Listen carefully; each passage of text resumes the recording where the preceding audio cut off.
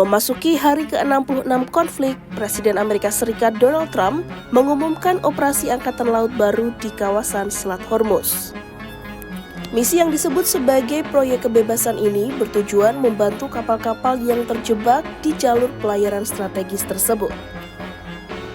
Operasi dijadwalkan mulai berjalan pada awal pekan dengan fokus utama membuka akses bagi kapal dagang dan tanker yang tertahan akibat situasi keamanan di wilayah tersebut.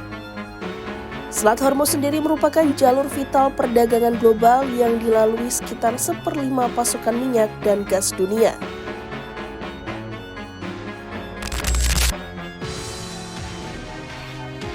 Menanggapi rencana tersebut, militer Iran mengeluarkan pernyataan tegas kepada pihak asing, khususnya Amerika Serikat.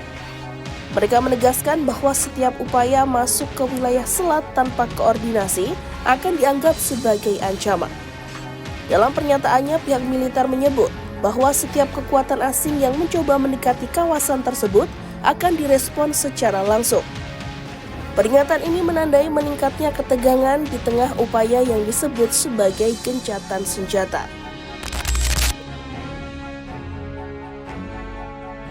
Di tingkat politik, respon Iran juga disampaikan oleh sejumlah pejabat dan anggota parlemen.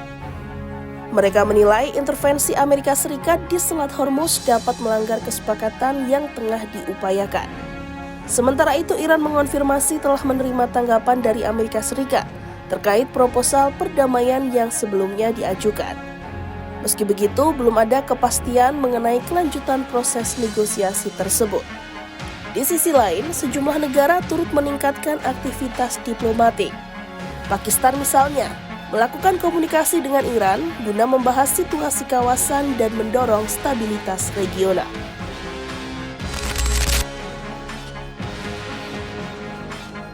Konflik yang berlangsung turut memengaruhi stabilitas ekonomi global. Namun, meski situasi di Selat Hormuz memanas, harga minyak dunia belum menunjukkan lonjakan signifikan dalam jangka pendek. Sejumlah negara juga mulai menyesuaikan kebijakan mereka. Australia dan Jepang sepakat meningkatkan kerjasama di sektor energi dan mineral penting sebagai langkah antisipasi terhadap gangguan rantai pasok global.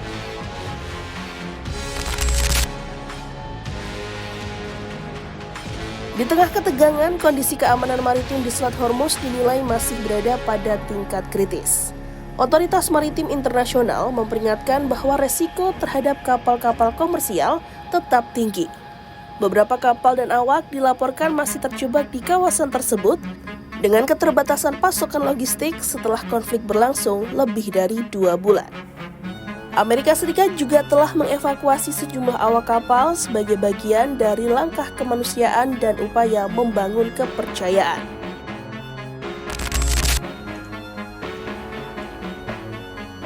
Dampak konflik tidak hanya dirasakan di wilayah Teluk, tetapi juga meluas ke kawasan lain. Di Lebanon Selatan, serangan militer dilaporkan terjadi di beberapa titik, memaksa warga untuk mengungsi. Serangan tersebut menambah kompleksitas situasi keamanan regional yang sudah memanas akibat konflik utama.